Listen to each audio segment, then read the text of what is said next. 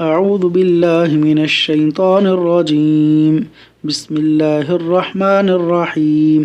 تکلیف، پریشانی، غم ختم کرنے کا وظیفہ۔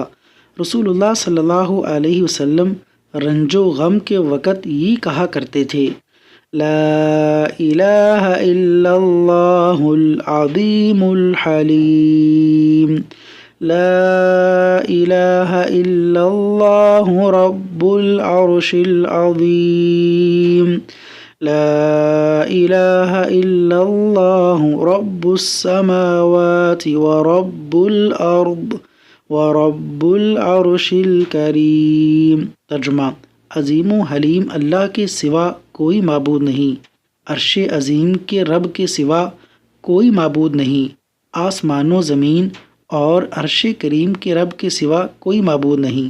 صحیح بخاری، حدیث نمبر 5985۔